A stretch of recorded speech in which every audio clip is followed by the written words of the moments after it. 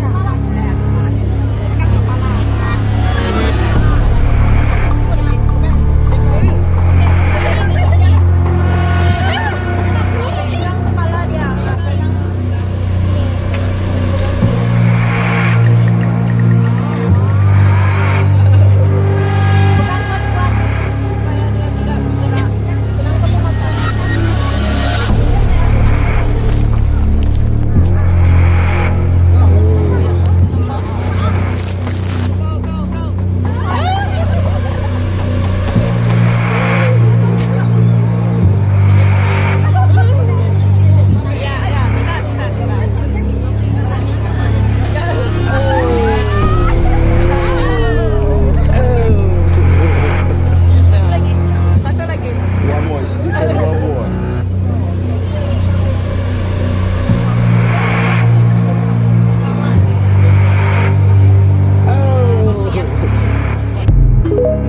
Oh, this is in Sarawak, Malaysia. Would you try it, folks? How about for $1 million? But you gotta eat 5 of them.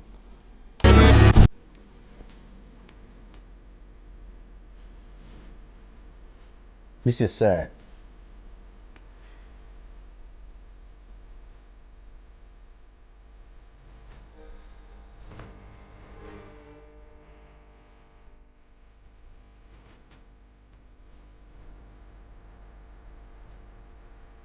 After 32 years behind bars,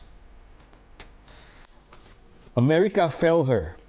Rest in peace, Mary Jones. Said that she was possessed by 6 demons, and they weren't just regular spirits or whatever. They had names to them that people recognized, bro. What are the names? Judas, the one who betrayed Jesus. Cain, first original brothers, Cain and Abel, he killed his brother. Nero, and the last one was the devil himself.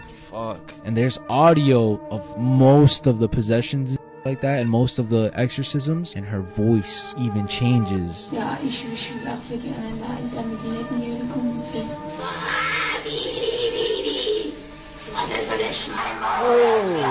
Shit's crazy, bro. Sounds different, bro.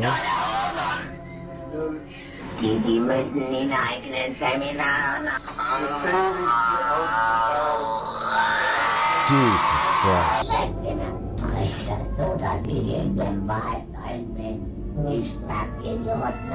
Oh my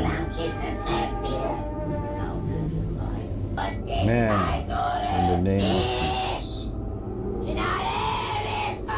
While this was going on, she was tied in order for her to not hurt other people. She was biting people and shit. She was also hurting herself. One instance, she...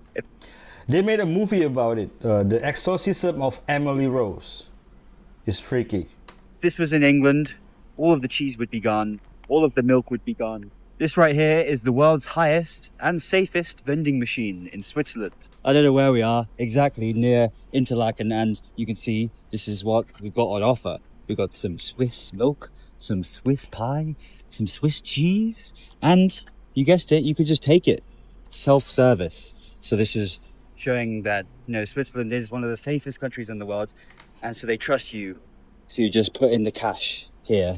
Unfortunately, I only have 50 euros, so we won't be able to get some. I'd love to get a little bit of sausage and cheese right now. This looks so inviting, and it's only 4 francs for some milk, 5 francs for some pie, 20 francs, this is $25. A lot of tourists are walking past. You could just take it and no one would know. This just goes to show the trust that the Swiss have in the system, in the government, in their people, even in the tourists. It's maybe the most beautiful place in the world to have a vending machine. It's so awesome. I want to go there. Bro, police just found a man living in the crawl space underneath someone's home in Portland, Oregon. And what this brother was doing was way beyond squatting. He was standing 10 toes down. He had a bed, string up lights, televisions, chargers, and even a freaking PS5 all plugged into the condo's power source. Through an extension, he ran through their vent. You know what's even crazier? Police were called to this property after a witness reported seeing a man who was not known as a resident parking his car and walking towards the back of one of the buildings. Bro had a freaking car. And it somehow gets even crazier because when police arrived, they discovered that the owner's keys, which unlocked the small door opening, didn't work. That's because this guy, yes, changed the locks on their doors. Now, when police broke through the door, they discovered a 40-year-old man named Benaimin Bakur just chilling inside. A freaking meth pipe was also found in the space. So next time you hear a strange noise coming from your attic or crawl space, it could be nothing. Or it could be a 40-year-old man playing Fortnite. Real life, Frank Gallagher. Sir, what's your name? Hey, stop it. What's your name? Stop it. Yeah, let me do my job and go. Come on. Let me do. Sir, how did I find you again? You, remember we met in the evil community and then you want to run and they said I should come and destroy you. Yes. Sir, what's your name? Hey, stop it. What's your name? Hey, stop it. Yeah, let me do my job and go. Come on. Let me do my job and go. Yes. Yes. Sir, do not beat me. Let me do my job. Yes. Yes, let me touch your head. Yes. Oh my yes. goodness. Yes. Sir, don't run. If you run, today is not promised. Let me just do my job and go. Stop it. What's wrong with you? Relax. Sir, relax. Let me finish my job and go. Don't run. Sir, don't run. Don't run. Let me do my job. What's wrong with you? Let me do my job. It. Yes.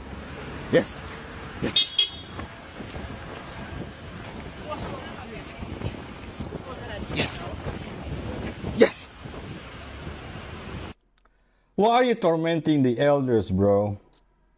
This 7-year-old girl prayed to Lucifer every single night. In 2010, in Lima, Peru, a 7-year-old girl named Isabella would kneel by her bed before sleeping and whisper her prayers. Her mother, Elena, sometimes listened from the doorway with a gentle smile, comforted by her daughter's devotion, until one night she heard her daughter say, "God, please bless Mama, bless Papa, bless my little brother, and please bless Lucifer too, because he is so lonely." At first, Elena thought it was nothing more than a child's innocent imagination, but only a few days later, Isabella was struck by a car on her way home and died instantly. At the funeral, a tall man dressed in black appeared. He quietly covered all the expenses, from the coffin to the flowers. His eyes were empty as he stood by the grave and whispered, "She was the only one who ever remembered me." Then the man vanished into the fog. On the check, the signature was a single letter, L. Since then, people say nothing grows near Isabella's grave, and at midnight, some claim to see a dark figure kneeling there in silent prayer. Some believe it is not the devil, but a fallen angel who finally found someone willing to listen. The devil is a liar. He came to steal, to kill, and to destroy. He hates everything God created. Look at Gina Ortega right here. Delightful, beautiful face, gorgeous, bright. Everything is popping. Amazing, beautiful, happy, and excited. Now, what happened here? What is this? See, most people ain't gonna see it. Something is missing here. The soul is missing. Something is missing.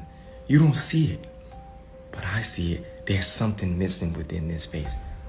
Face structure, A1, on point, gorgeous. But there's something missing. It's something that she has here. I'll let y'all figure it out. That she doesn't have here. The soul. Something is missing that she doesn't have. And it's gone. What was Gina Ortega doing? And look at Emma Meyer's face. What was Gina doing? And look at Emma Meyer's face. What's going on?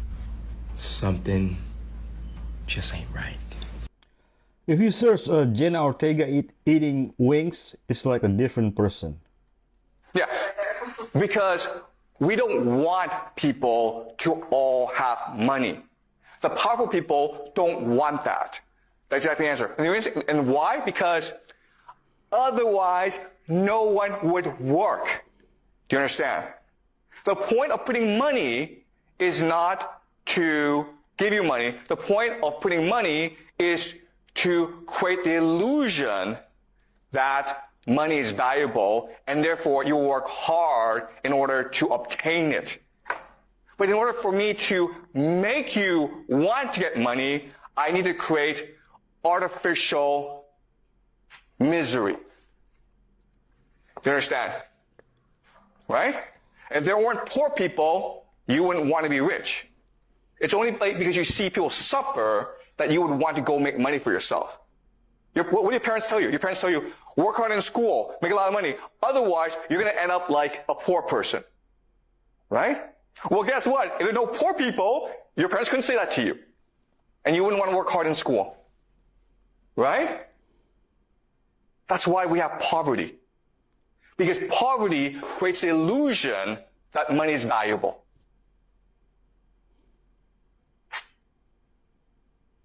In other words, poverty isn't what you do to yourself, it is what the powerful do to you. Now let me ask you another question. You guys have studied some economics. Why do you have like crises? Crises. For example, there's a stock market crash. Or for example, the economy goes down and people lose their jobs. Why do you have crises? Exactly. You're not taught this in economics class. That's kind of weird, right? The point of crises is to destroy money. Why do we need to destroy money? Because if there's too much money in the system, people don't have to work. So you have to destroy this money in order to make people feel money is scarce. Okay, does that make sense? So why do we have wars? Right? Why are there wars in the world then? Because they're fighting over scarce resources, right? I already told you. Scarcity is a lie. The real reason is war is meant to destroy wealth in order to make you think money is valuable. You understand? You guys play World of Warcraft or these games, right? Yep. Guess what, guys? World of Warcraft in our world, there's absolutely no difference. You just run around pointlessly working hard to obtain credits in order to buy stuff. If credits just flew out of the sky, because they could do that, right? They could actually program the engine to just print money out of nothing. You wouldn't do nothing every day. You wouldn't play the game. Okay? It's only because you believe that there's scarcity in the world and that you must work hard to obtain wealth that you do any work. Do you understand this? Okay? So this world that we live in, it's a complete illusion created by central banking in order to make us work as hard as possible. Because the real value is not money. The real value is the work we do. Okay? Does that make sense, guys? You know what? I understand the idea, but what is the solution?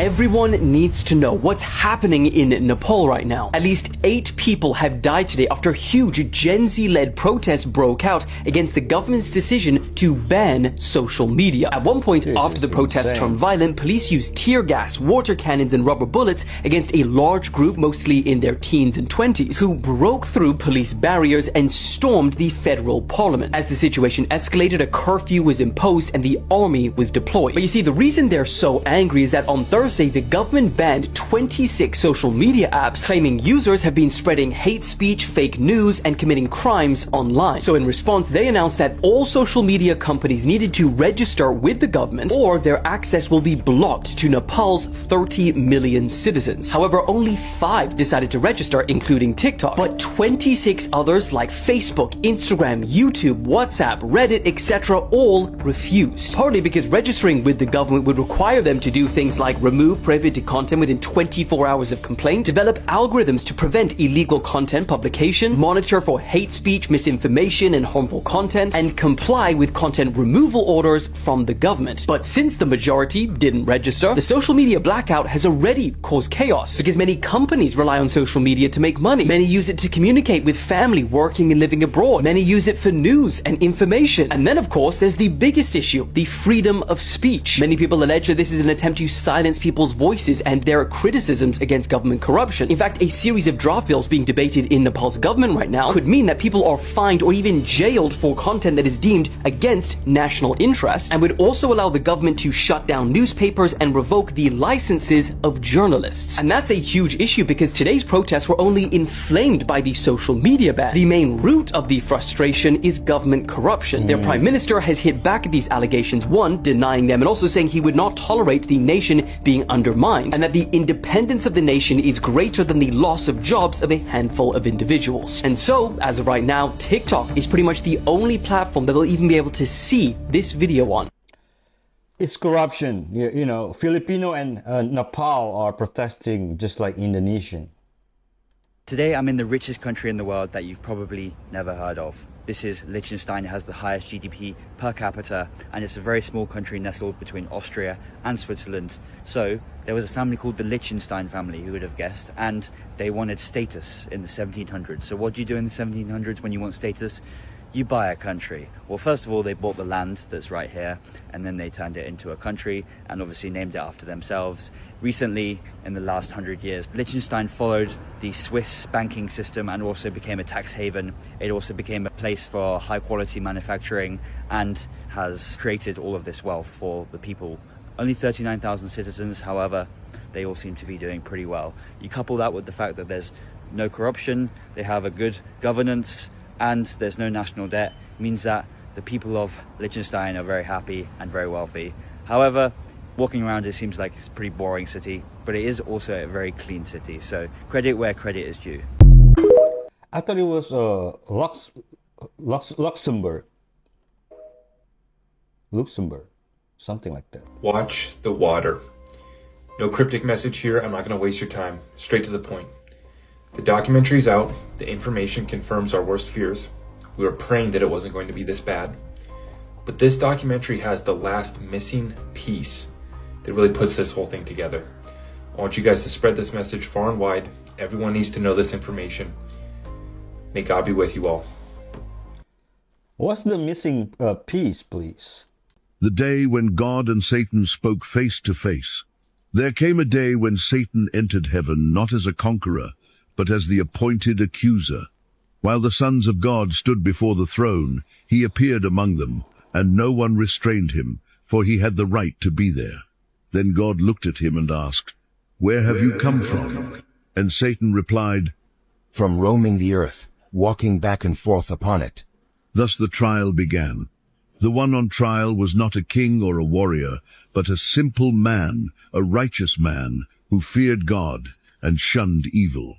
Satan hurled his accusations with fury. "He only worships you because you bless him. Strip away his gifts, and he will curse you to your face." So God permitted the test, and heaven was silent, while hell unleashed its fury. Job lost everything, his wealth, his children, even his health. Everything but his faith. And in the depths of suffering, Job declared, "The Lord gave, and the Lord has taken away. Blessed be the name of the Lord." Job did not curse. He did not deny. And in his silence, he overcame the accuser. Then God spoke once more and restored Job. He gave him double what was lost, greater riches, more children, more years of life. For the one who remains faithful conquers, even when all seems lost.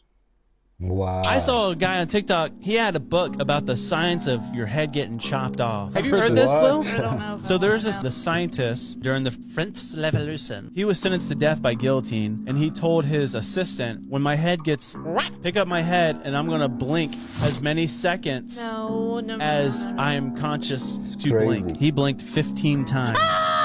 Imagine the guy with just the notepad. 1, 2, 3. There's other stories too that go with it that are insane. There's a story where it was like two enemies basically were both getting their heads cut off at the same time, and they're thrown in the same like bag. Oh no! And when they took him out, the one dude was biting onto the other dude's cheek, and they couldn't release him. Ugh. Yeah, and then there's another one where this lady got her head cut off, and a dude picked up her head and slapped her cheek, and her face went blush, and like she looked like sad, like her eyes like went Oh my sad. goodness! That is terrible. It's all that like nerve, like just reaction. It's just like muscle memory almost. There was this documentary that was dropped about the House of 200 Demons. So in 2014, Zach Bagans purchased this house, right? Yeah, okay. And he decided he was gonna investigate it. Obviously, you know, bro does that shit. But one specific thing that happened to Zach Bagans changed his whole life forever, bro. What? You see how he like locks himself into the place till dusk until dawn? So he barricaded himself inside the house. Oh, nah, In the okay. house. And when he did that, this is what happened to him.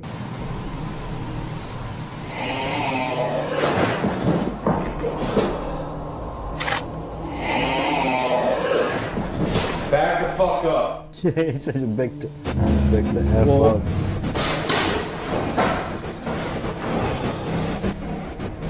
You saw the shadow, right? Yeah. So before he didn't wear glasses. After he saw that shadowy figure, he felt something in his eyes. So he ended up developing some sort of like condition that happened out of nowhere. The doctors can't even explain how he got it, but it made him see double vision, and it fucked up his eyes, bro. And the only way that they could have possibly fixed it was with surgery. But if they did it, it could have led to him being blind. So now he has to wear prism glasses in order for him to see normal. I never knew that. And it was because he saw that fucking figure. Could have been the devil or some shit, bro. That's fucked. I never knew that, bro. And the crazy thing is that every single person that has gone into that house, bro. They made a movie about this. It's called Deliverance on Netflix. What's very interesting, if you talk about in art, there's a very famous piece, him and Tavistock sitting on a bridge by himself. He painted himself. It's a famous painting. Whoa. And Tavistock is where MK Ultra was basically invented. Oh, wow. Which puts him in Tavistock around 1913. Now, the whole theory is that he's a Rothschild. And the Hitler lovers, we'll call them, they say that's all been debunked, that was said by his therapist. But in reality, it was said by his niece, and there's some weirdness with that. But no one can tell you who his actual biological grandfather is. Yeah. Really? They'll always list his grandmother. Stepfather if they give you a name, and his grandmother was basically the housekeeper for Rothschilds, and they're very much known for having children all over the place. Whoa. Gosh, man, that's scary. And in a weird way, he is like the Jon Snow of this story. You know how if you follow Game of Thrones, how Jon Snow ends up being actually royalty. Right. They called him a bastard son, but in reality, he was of the bloodline. Yeah. And that is the same thing of Hitler. So now Argentina, I believe, has come out and said that basically they have a ton of proof that Hitler had escaped Yeah, I to saw that. Argentina and Latin America. MK Ultra never stopped. Do you know that? They started again in Whittier, California. China's 6-year-olds are being offered AI classes in school, and now 250 CEOs want those same lessons to come to America. In Beijing, primary and secondary schools are set to offer at least 8 hours of AI classes every academic year, starting as young as 6-year-olds. According to LinkedIn and the World Economic Forum, AI literacy is the fastest growing AI skill needed to succeed in the workplace. Remember when I said that building an AI academy for kids would be a $1 million idea? I have now upped it. I think now it's at least a $10 million idea. You have no idea right now like how that lady. much time and energy is being wasted or drained because of other people's behavior or your expectations about how you wish things would go.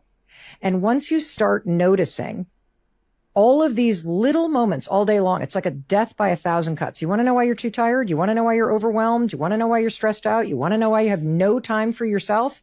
It's because of the power you give to other people's opinions, their emotions, their immature behavior. It's the ways in which you are turning people into a problem in your life. And here's the sad fact. The sad fact is other people should be the greatest source of happiness and connection and inspiration. But if you don't truly learn this skill of focusing on what you can control and letting people be who they are, letting things play out as they're playing out, and then bringing the power back in-house and really focusing on how you respond to it. If you Embrace this skill. You're going to be shocked. You're going to be shocked by how much time you've wasted. I'm not kidding. Yeah. And you're going to be shocked, Jay, by the fact that you've allowed stupid things and people's agree. drama to drain you. And that's why I also think we're so susceptible to distraction, because we've given so much power away all day long. Because here's the truth. Like, I'll give you an example. When I first discovered this and I started playing around with it, the very first way that I used it after I discovered it was I was standing in line. And we've all been at the grocery store when it's like 6 people deep and there's one person working. Yeah. And it's like beep, beep, beep.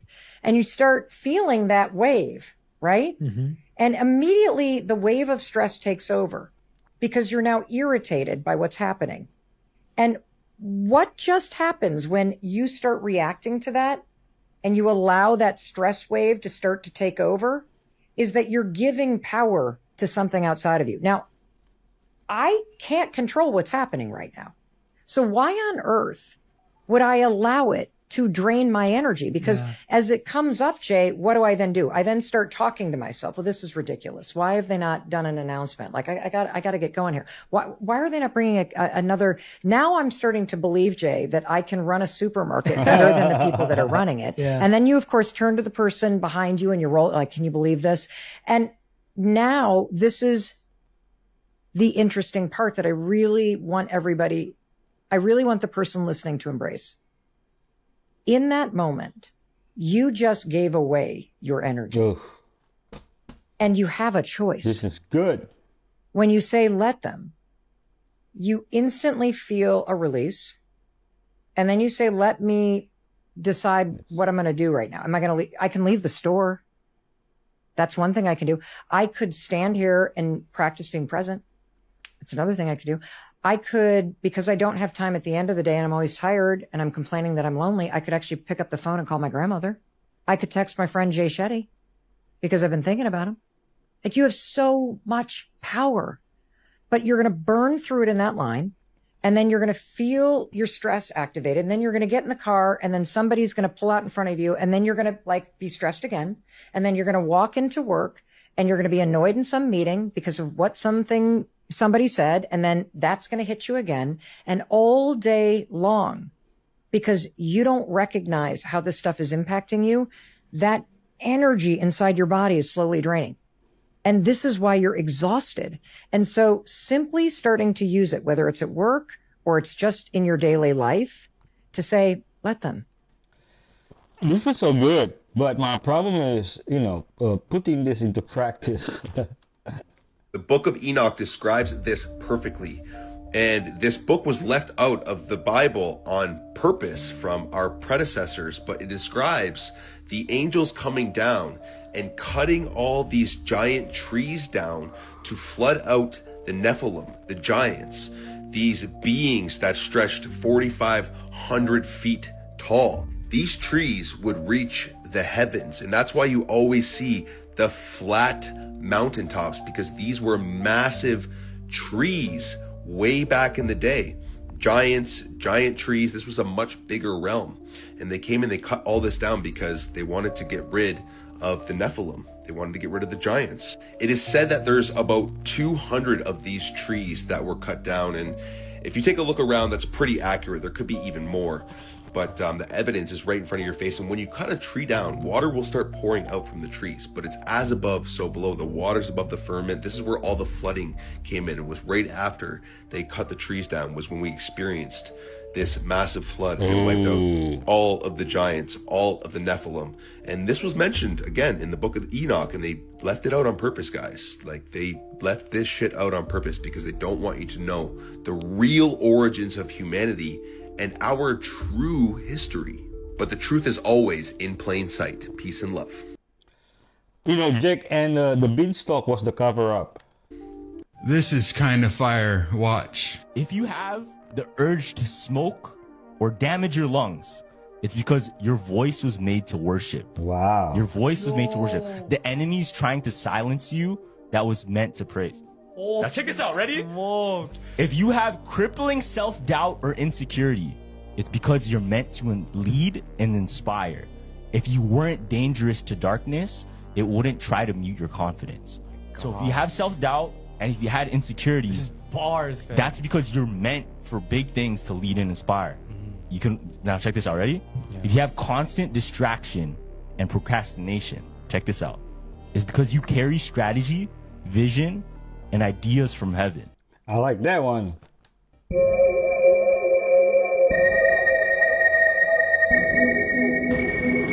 Oh my goodness.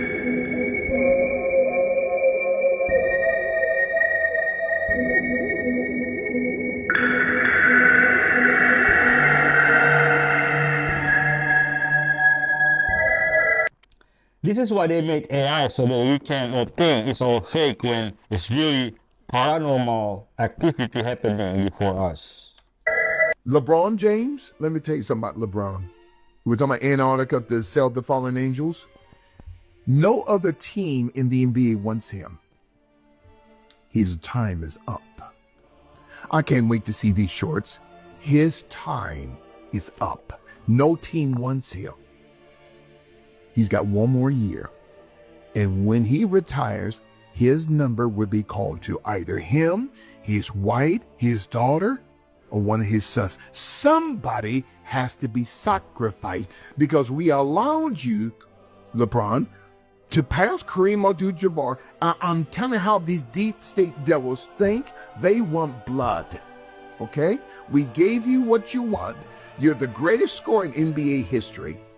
We need someone to be liquidated. His number will be called. And you got a lot of listeners. Oh, you're saying he's going to die? I'm not saying he's going to die like Kobe.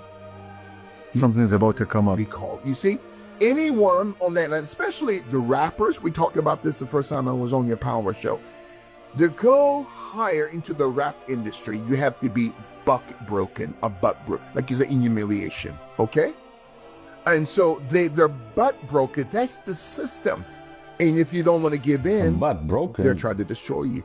But LeBron James, so let me say this, and we're going to end it here today. LeBron James' days are numbered. His days are numbered. I'm glad someone was sacrificed for me, and his name is Christ. Thank you, Jesus.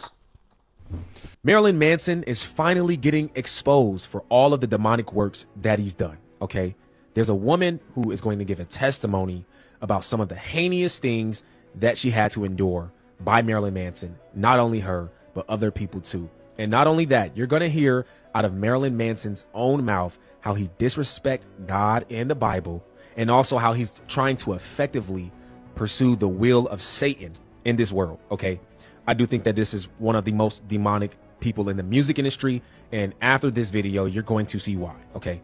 Before we hop into this video, do me a quick favor. Hit that like button for the YouTube algorithm so that this video can reach more people like yourself. I truly appreciate you guys. Let's go ahead and hop in. Can we take a minute to talk about what's really going on with Marilyn Manson? Because behind all the makeup, theatrics, sold-out arenas is a decades-long pattern of exploitation and abuse, and he's still walking free.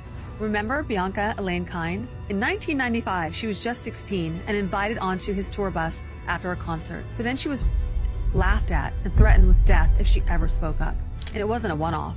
He's been accused of targeting minors who trusted him at his shows. Then there were all those crew members, security guards, who say he hurled mic stands at them, forced their heads into his gyrating, and even pled no contest to felony sexual conduct in 2001. Evan Rachel Wood, the famous actress, had the courage to testify before the California State Senate about the abuse she experienced, beatings, electric shocks with a violet wand, and the way he tied her up to prove her loyalty. That occurred while she was in a relationship with him from 2007 to 2010. And let's not forget Esme and Bianco's horror stories of being chased with an axe, starved, drugged, and tortured, or Ashley Walters being forced awake for 48 hours straight, whipped and shoved into walls. Every time a survivor stepped forward, Manson quietly settled or paid a fine. And he kept his stage lights on. So come on, this isn't just rock star drama. This man is a monster. He's a complete monster, okay? And when you hear him talk, and you don't even have to be in the same room as him to see and to even feel the demonic presence that lives inside of him. It's real. But first, I want to show you guys this video of a woman who details exactly what took place between her and Marilyn Manson and how this affected her in her life, okay? This is crazy, but this lets us know that some of these people in the music industry are extremely, extremely demonic and evil, and they love to do this stuff. All right, let's check this out. Let's go ahead and hop in. In 2021, you went public about the abuse you endured by Brian Warner. Most people know Brian as Marilyn Manson. How were you first introduced to Marilyn Manson? I actually met him after a concert. He just had like a meet and greet afterward. About half of the band left. And then the two stayed on the bus were Jordy White and Brian Warner. And they were the ones most interested in the little girls. And he was 26, by the way, and I had just turned 16. The other girls are 13 and 14. Not only is this my favorite band, but now I met them, they're paying attention to me, and I'm like, finally, I found my people. But you must have felt really special. I did. Yeah, I could totally see that. So what happened next? This is where it gets hard. It's okay, take your time. So, of course, I'm thinking, like, this is the coolest thing ever. And I always blame myself because I liked him. He had the 14-year-old girl braces on his lap, playing with her hair, and it's just really disgusting when I say these things out loud because she's 14. Right. He was doing gross things. He was, like, taking her hand, putting those... It progressed. That was the first time that I'd ever had intercourse, so it was just weird. Not at all what I wanted or expected. I didn't want to say no because I was more afraid that he wouldn't like me anymore, that he wouldn't. No, it makes perfect sense. I understand that grooming, and I understand when someone has assaulted you, but is also giving you that type of love and attention and adoration that you've never experienced before and you weren't getting at home. Yeah. That's also what he's picking up on and playing on with you. How did you guys leave? Honestly, it was horrifying because after it was finished, he told me to get the f of his bus, and if I told anyone, he would me and my family, and he pointed right, and I knew exactly what he meant, and I was just like, shh. What? Hey, but no way you just find out that Marilyn Manson is demonic. See, I had told y'all that the music industry has collapsed and they're keeping it hush-hush. Do y'all know Lizzo over here? All right. Here she is herself exposing that all of your favorite artists have been dropping projects, albums, summer bangers, right? But nobody is hearing about it unless you are Beyonce. I told y'all in that last video with Cardi B, but a lot of y'all were saying I'm capping, I'm reaching and all that type of stuff. Well, she is saying that everyone is moving to TikTok and interacting with their fans in real time, performing live performances and all that type of stuff because everything has changed. Check this out. The music industry is in complete shambles right now, and you can use that to your advantage. Back in the day, the music industry was very algorithmic, as any other industry was, but that industry was controlled to a certain extent. Now that we are in the digital streaming age, there is no control over the algorithm, and it is stressing people the fuck out, myself included. Every major artist besides Beyonce has dropped music this year, or is planning to drop music this year, or has featured on somebody's record this year. I dropped a mixtape over the summer. I had SZA and Doja Cat on it, and I just dropped the deluxe to my mixtape today. And yet there are still people who don't even know I dropped music. Every major artist from Lady Gaga to Drake has dropped albums this year, and yet everyone is saying there's no song of the summer. I'm going to be completely honest with you guys. It's not because the music isn't incredible. It's because the way that the algorithm is set up, no one can serve the masses anymore. This industry used to be based on serving the masses, basically like servicing your song out to certain channels and certain radio stations. The internet space wasn't so congested. There was a clear channel back in the day for major artists to put their music out and serve the masses. Now you have to serve your people. So yeah, think about it. Everybody's got their own private television or computer in their pocket now, and you could just swipe up to watch whoever it is that you want to watch. You know what I'm saying? Why would you want to watch wrestling when you can just watch basketball or music videos or watch someone on TikTok perform? So instead of the narrative being controlled in some shape, form, or manner, it doesn't necessarily have to be. Everybody's in their own universe, kind of, in a way. But yeah, now if you look on TikTok, there's a whole bunch of quote-unquote celebrities doing their thing now, y'all. This is the new shift. It's here. But yeah, y'all, let me know what you guys think about this video. Like, follow, and share for more videos like this. Let's continue to get it. I don't care. Decent. They thought they could bury this. They thought we would never find this. But I got the shovel. Let's dig. Do you know who this man is? Nope. Because when you find out, you'll understand that the world already ended. What? Comment below if you think you know, but I'm telling you, you have no idea. Don't cheat. Most people are still waiting for the Antichrist, waiting for the white horseman. But what if he already came, dressed in white, crowned with a holy title, claiming divine authority to conquer the world? This isn't myth. This isn't just prophecy. I'm giving you abstract history. This one decree written in 1455 claimed to give European elites the divine right to erase nations, conquer and enslave the world. Romanus Pontifex. And this was the man who signed it.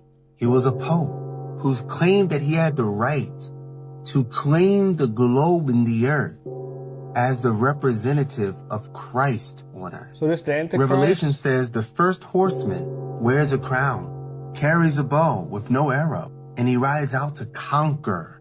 See, many thought it would sound like Christ, but that's ironic because this describes the Antichrist. The white horseman isn't Christ, but the imposter, or what some would call the Antichrist. Who killed Christ? The Roman, who took Christ's story, rebranded it, and turned it into an empire. The Romans again, but this time it wasn't called an empire, it was called a church. A spirit is not a ghost, a spirit is an essence, and an essence is a collection of attributes that make something what it is. What are the collection of attributes of the white horseman? Claims to be in the image of Christ, bringing salvation, but actually brings conquest, war, and conquering, enslavement. The Roman Empire didn't die, it converted. The white robes replaced red flags, the cross replaced the sword, and in that name, they took land and stole people, and then rewrote history. You still think this is symbolism? Family, these are signed papers. The papal bull, issued like law, blessed by popes, carried out by kings, backed by the Vatican. Then they created the doctrine of discovery. It is the legal foundation for conquered lands to this day.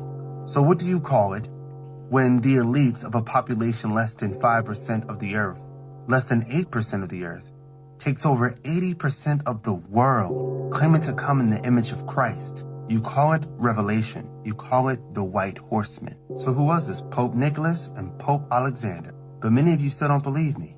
Comment the name of the first slave ship. You'll believe. This is a loop that will keep happening as long as we're in this devouring matrix called civilization. If you want to live without rent, mortgage, or bills, you must read this book. It shows you exactly how to escape this matrix. The link is next to my bio at the top of the page. I love you all. I don't buy it. Where's the sign? The 666 sign. I believe Antichrist is already here, but he doesn't show himself yet. My king is coming. Better get right. And the mission is this: kill the demon that's been hiding in your life, your bloodline, your habits, your mind, and do it with full authority. This isn't about casting something out once and moving on. This is about becoming the kind of vessel the demon fears to even approach. And that requires spiritual maturity. That requires submission. That requires obedience. Because before God sends you to war, He strengthens your armor. That's why things have felt heavy. That's why it's been quiet. You're not being ignored by God. You're being forged, sharpened, tempered in the fire, so when you strike, the demon doesn't get back up. You might be wondering, why me? Why would God assign something like this to someone like me?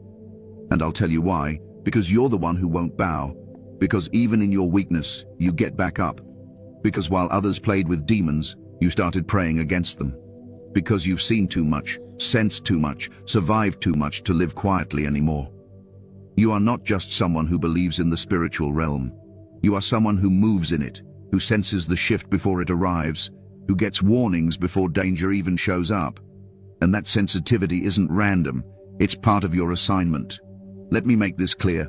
The demon was assigned to you because the victory was too. The moment it appeared, heaven already knew you had what it takes to win. That's why the attacks have been specific. That's why the temptations have been tailored. The demon studied you, tracked you. It knows your weakness, yes, but more importantly, it knows your strength. And it fears the moment you realize how much authority you carry. That moment is now. If you're still watching this, it means the demon didn't win. It means you're still in position to finish the assignment. Comment 3033.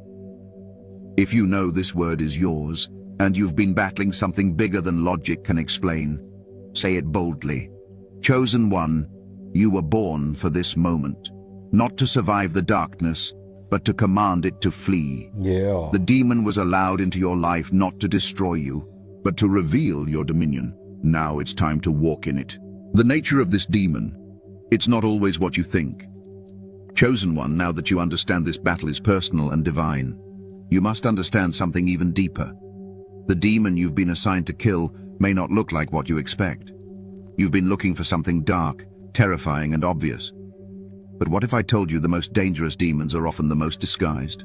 What if I told you that the thing you're fighting isn't always outside of you, but has been hiding within patterns, memories, even emotions you've normalized? Some demons don't show up with red eyes and shadows.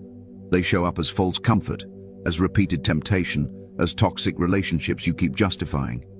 They come dressed in peace but leave your spirit in pieces. And this is where many chosen ones get stuck, not because they aren't powerful, but because they don't recognize what they're supposed to destroy. Let me make this plain. Demons are not always external spirits. Sometimes they are strongholds, patterns of thought, emotional loops, soul ties that have spiritual origins. They use trauma as doorways. They wear the mask of depression, lust, anxiety, bitterness, or pride. They enter quietly and grow in silence. Some of you have been having prophetic dreams, repeatedly seeing the same person, the same room, the same feeling. That's not coincidence. That's the spirit realm highlighting something that needs to be confronted. But here's where it gets even more deceptive. The demon will never show you its true form unless you're ready to face it. So instead, it keeps you distracted, bound to things that feel familiar but are spiritually toxic. That on-again, off-again connection that drains your peace but keeps calling you back. That could be more than just emotional confusion. It could be demonic entanglement. That sudden rush of lust out of nowhere, especially after you've prayed or fasted. That's not random. That's retaliation. Because the moment you start aligning with your divine message, the demon assigned to stop you starts reacting. This is why you must stay spiritually sensitive. You are not just a chosen one in name. You are a walking radar for spiritual movement. That's why your energy feels off when you enter certain spaces. That's why you feel heaviness around certain people without them even speaking. You are picking up on what others ignore. That's not emotional instability. That's spiritual intelligence. But here's the danger. When your gift of discernment isn't trained, the demon will use it against you. It will send emotional decoys. It will place people in your life who say the right things but carry the wrong spirit. It will make you question your own intuition, your own visions. And the moment you second-guess your prophetic instincts... You know, Dan, I've had a lot of encounters. I had an encounter with a hybrid that I can't tell you all the details now, but it was a direct connection to my family being involved. They didn't create the hybrid, but they were stolen from to create the hybrid. I saw the hybrid. I've been on assignment to try to find it and kill it for many years now. I'm just going to say that. I don't care.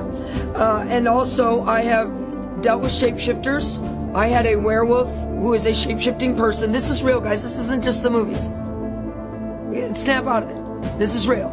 Okay, and this werewolf was on assignment to take out a bride of Christ that had been rescued, a bride of Satan, that they were grooming her to be the bride of Satan, that had been rescued from the cult. And so the werewolf came as a punisher because a werewolf is an assassin. And I got in the way, and so I was also targeted by that same werewolf. So I've seen shapeshifters, I've seen hybrids with my own eyes. I've dealt with them, I've encountered them. I'm sound of mind, and this is real. People don't understand the spiritual realm. Demons can shapeshift. He is not marrying the princess of Dubai. He's marrying her dad. What? At the altar, he's saying yes to her dad.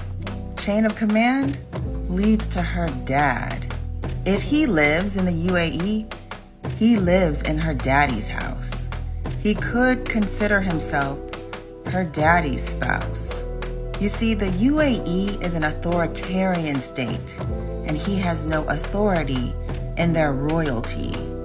French, you're in a dangerous place with luxuries to help you feel more comfortable in your gilded cage. But I think you've settled. You want to retire in a comfortable place. Because you're from the Bronx. You can read a space. When you marry into power, you marry into rules. You will be ruled over. You will be told what to do. Just make sure you keep your passport on you. From Diddy to Dubai is insane. Ford's gone. What I will say is that one particular party, lots of big names. There was an artist there who said, "Hey, Lecrae, around 1 a.m., make sure you're not here." And I was like, "What? You just don't want to be here at 1 in the morning." And I was like, now my pride kicked in, like, yo, you don't know me. Like, you know what I'm saying? Like, I can handle myself. Like, I'm not some little church boy who ain't never seen nothing. Like, I'm good. Like, you know what I mean? Like, what you talking about? Well, it's probably 12:30. I'm downstairs. I go downstairs to the studio. I come up out the studio, and I'm headed back upstairs to like the main area where everyone's kind of congregating and hanging out. And the music changed. It was like really hard and heavy at first, and then, you know, like jam and dancing music. And it was a little softer. You know, it was a little more sensual when I came out the studio, started going upstairs. And on my way upstairs, there's like this couch. I won't say how the couch is designed, because then that may give away whose party and whose house this was. There was a couch, and on the couch, I saw a couple of guys really going at it, hard and heavy. And man, and I was like, oh, you know, my brain, I'm thinking, well, you know, this celebrity party, people do what they do. As I started moving upstairs, I passed them up, and I noticed that it wasn't just those two guys. It was more and more people just going at it. Shout out to my guy, Brandon T. Jackson, man. Brandon T. Jackson, at this particular party, Brandon T. came up to me and he said, yo, man, like, Satan will steal your soul in this industry, bro. Denzel Washington said, that's when the devil appears. When you start training with CIA, they teach you that human psychology is really just a series of frameworks. First, human psychology is consistent from human being to human being, across gender divides, across educational divides, across language divides. So just like what motivates you motivates a 95-year-old Chinese man who lives in the hinterlands of China, right? We're not that different, because organically our brains are the same. They're made of the same components, the same pink matter, gray matter, and white matter. Like they have the same 5 sensory organs. They have the same approximate lifespan. They are built on the same calories that come in, and they're built on the same core nutritional value. We're not that different. But we always, like, we overlook the similarities because we're so focused on what differentiates us. Part of that is because human beings evolutionarily are still trying to survive. So we're still constantly scanning for threats. So when we see a new language, or somebody who's younger or older, or somebody who has a different appendage between their legs, we see a threat. So then we respond like we're responding to a threat, instead of seeing the similarities and recognizing the commonality between us. So CIA teaches us to push aside the threat vector assessment. It's still there, but now it's more objective. It's more, how is this person a threat? And when you understand how they're a threat, you can focus more of your cognitive resources into winning their cooperation, or what we call winning their compliance.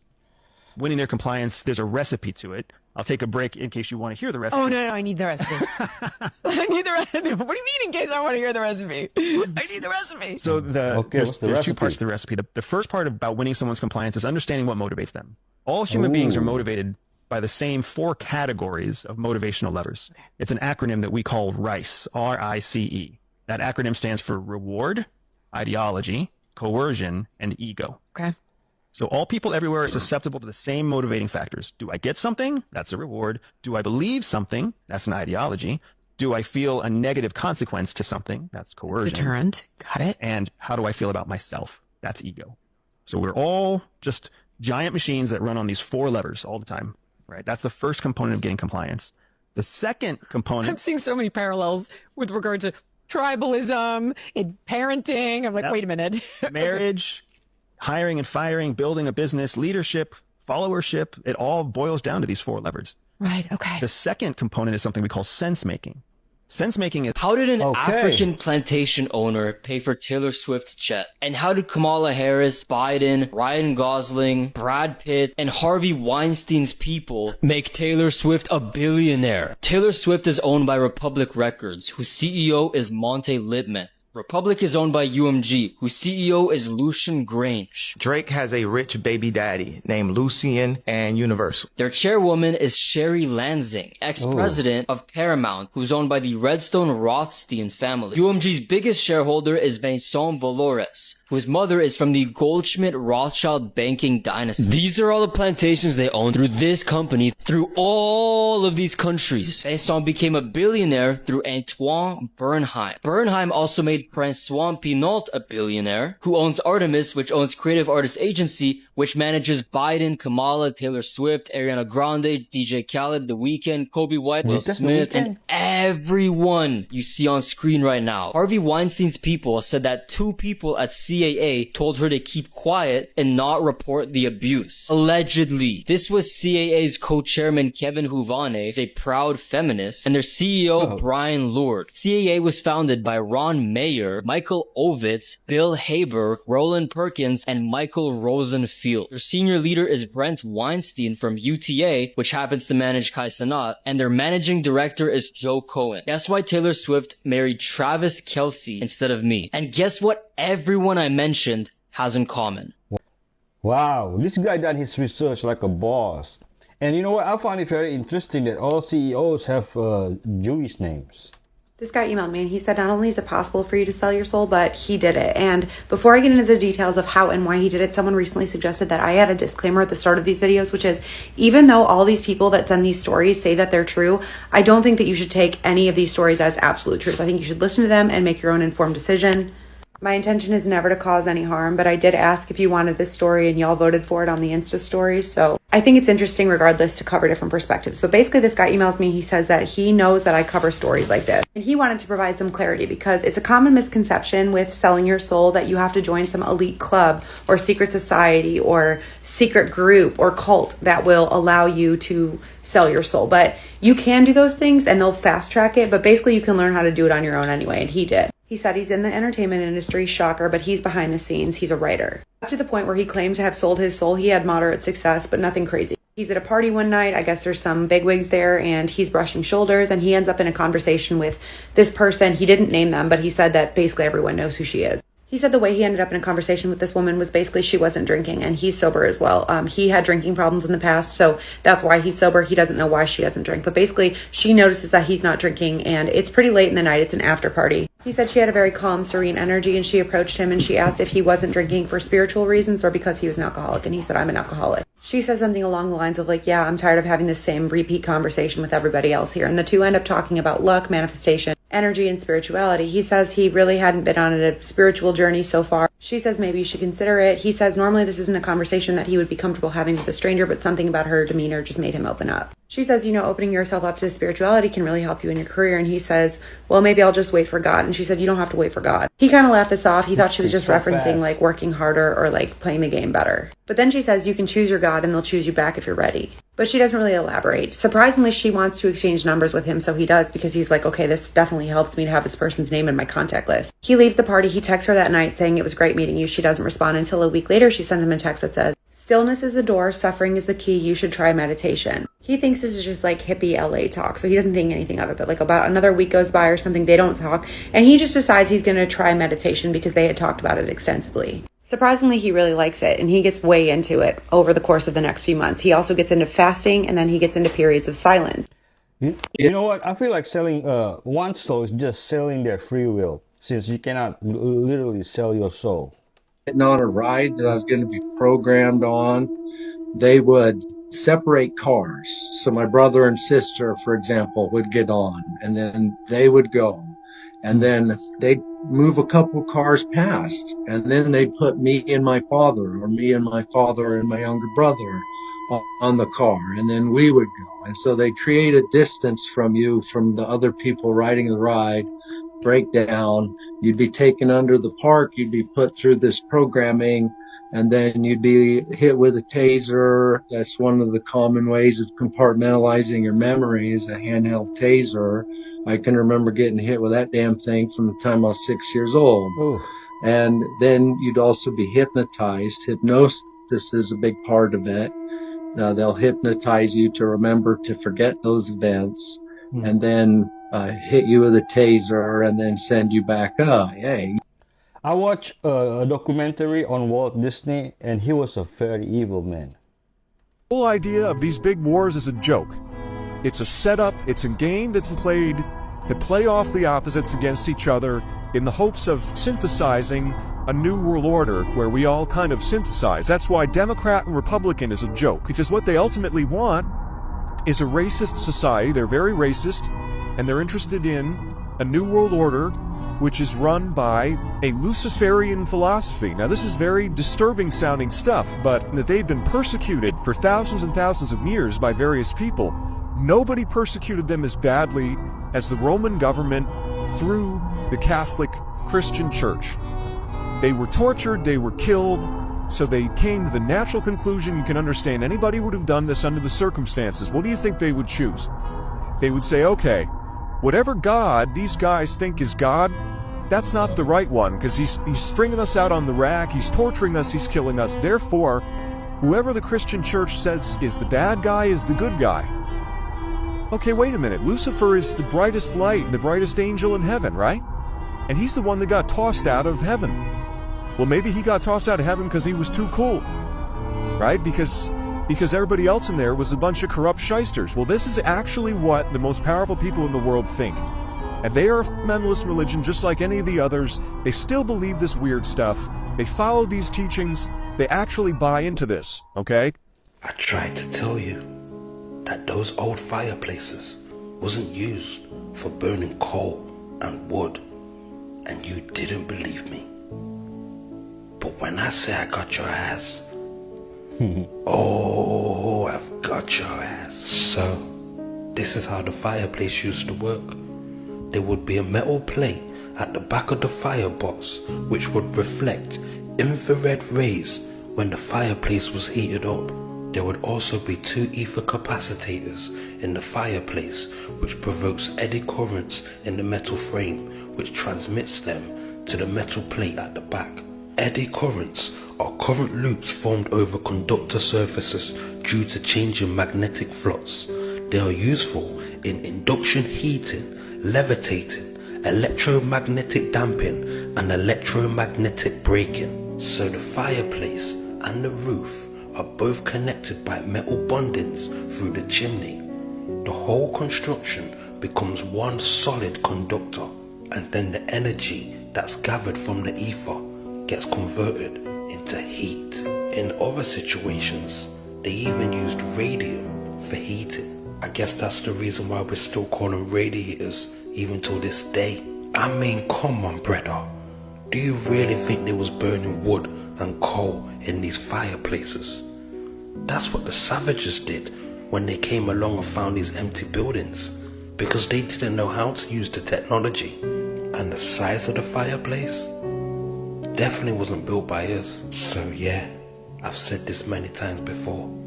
The eyes are useless when the mind is blind. The question is, where did these people go? What happened to them? 72,000 angels raised their swords when Jesus was crucified. 12 legions, armed, ready, waiting for one command. As Jesus was beaten, mocked, and nailed to a cross, the skies burned with fury. The armies of heaven stood on the edge of righteous judgment. Michael cried. Let me destroy them all. Gabriel wept. They don't deserve forgiveness. Let the earth be consumed by divine fire. But the throne remained silent. With one word from Jesus, it could have ended. The earth would have shattered. Jerusalem would have fallen. Humanity erased. But instead, Jesus looked to heaven and cried, my God, why have you forsaken me? Heaven shook. Judgment trembled. Then, Father, forgive them, for they know not what they do. And 72,000 swords were lowered. The angels wept. because love had made its choice. He chose the cross over conquest. If you are grateful Jesus chose mercy over wrath, type amen and proclaim, thank you, Jesus. You know, we believe in Jesus, but the part of angels being armed is, you know, in which book in Bible?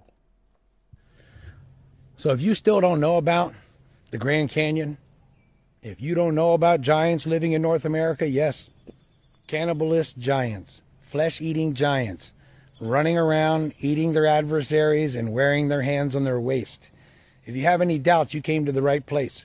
Some receipts in this video. First and foremost, the gentleman that you're looking for, if you want to connect your research, you want to try to figure out exactly who is behind the big fix, you know, who is the person that the Smithsonian would call to make sure that everything really went right and, you know, that nothing slipped out.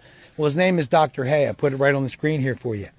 That's important because while this gentleman was running around to all these things that they say are conspiracies, funny that they were sending this same person. And meanwhile, he amassed the largest collection of artifacts in North America. And when he passed on, he donated them to the Smithsonian. Now, if that's not a two-step, that they're working on these sites, folks, our history should not be a mystery. And it is because of the corruption and the lies that cover up the truth of our history. And I'm grateful that TikTok did this so that we can bear down on some history as we do in our lives. We've done a live every day this week. We've given out a free book every day this week. So unlike the other people on TikTok and the other applications that are driving you towards a race war, we are bringing you to the truth. We are offering it to you for free. You don't have to spend $50 on manufactured books that were made up with crayons. Here, you're going to get actual history books for free. We've brought one on every night this week. Tonight, it's 2 free books. Please share this. Please boost it. The truth about history and about who we are and where we come from in North America and why we have cannibalistic giants running around that they won't tell us about. Why in the Grand Canyon did they find Egyptian-style, Tibetan-style artifacts? And why was Dr. Hay everywhere, here in Georgia too? Next week, we're going to take you up to the Saltine Nakuchi Mound, where you're going to read on a sign that's carved in cast iron that Dr. Hay was there. This person is behind most of the major things that you think are not true. He was in charge of making sure that the information got handled correctly. Again, he amassed this giant collection, and when he passed on so that it would never be seen, he donated it to the Smithsonian. So I'm grateful for your time. Please come over to Human Origins Revealed and join the conversation of authentic truth of the original people of North America, okay, where we celebrate the original East Coast tribes that you don't even know their names. You don't know about the Massawomacs. You don't even know the Susquehannocks' real name, the Shayikbi, the Mengwe, the Allegheny, the Lenape. You see, you know the names that they wanted you to know. And we're going to teach you the names that you need to know. So please come support us at Human Origins Revealed. We are trying to protect ancient civilization sites. We need to raise awareness like we will be later tonight. We took some video live at Island Field today, and we hope to share that here in a little bit. We may go live before I even share this video because we have one of my friends right out in an ancient, registered, major national burial ground right now. So again, we're not just sitting behind the keyboard playing by ourselves. We're out here bringing history to you. So thank you for your time. I look forward to seeing you out there. Human Origins Revealed. Please come check us out. Like this video. Please share it and please follow. Man, this is interesting. I wanna see it. I wanna read that book. Terrifying secrets were just uncovered from a book no one was ever meant to understand. It's called the Voynich Manuscript, an illustrated codex written by an unknown author in an unknown language using an unbreakable alphabet. For centuries, it defied decoding. Experts, cryptographers, even military intelligence tried everything. No one could explain it. That's why it's known as the Holy Grail of cryptography. The book is filled with eerie illustrations, twisting plants that don't exist on Earth, star maps no telescope has ever confirmed, and anatomical diagrams that seem to rewrite the human body using alien logic. Some believe it was created by a young Leonardo da Vinci, writing anagrammed Italian in a warped script. But only with recent advances in AI have researchers begun to decode parts of it, and what they've found is beyond anything we imagined. The manuscript describes technologies far more advanced than our own, and cold, clinical methods for improving humans. Methods so inhuman they've left researchers speechless. Even the few fragments that have been translated speak of manipulating life, altering consciousness, and bending biology to unnatural purposes. So what kind of mind could have created something like this? And what if the Voynich manuscript didn't come from our world or even our time? Why can't I read it? How this possible? Reality as we know it is a partial illusion. There is a hidden force that connects everything in your life, every coincidence, every seemingly random event. Synchronicity is not a mere coincidence. They are signs of a power that few know about. Jacobo Grinberg, a Mexican scientist, discovered how quantum entanglement affects our consciousness. He called this the reality network, or lattice, a quantum field where thoughts and events are linked. However, in 1994, he disappeared without a trace. This was no accident. Why do the elites fear so much that you'll discover the power of synchronicity? Simple. Whoever controls synchronicity controls reality. Your thoughts already create your life. It's not vague esotericism. It's quantum science suppressed from public knowledge. The coincidences in your life aren't accidents. They're messages from the quantum universe. The physical world is just the tip of the iceberg. Beneath it, your mind is already connected to everything you desire, but they prefer that you remain asleep, unable to access your true power. This video reveals what Grinberg found and why it will transform how you see reality. Are you ready to awaken?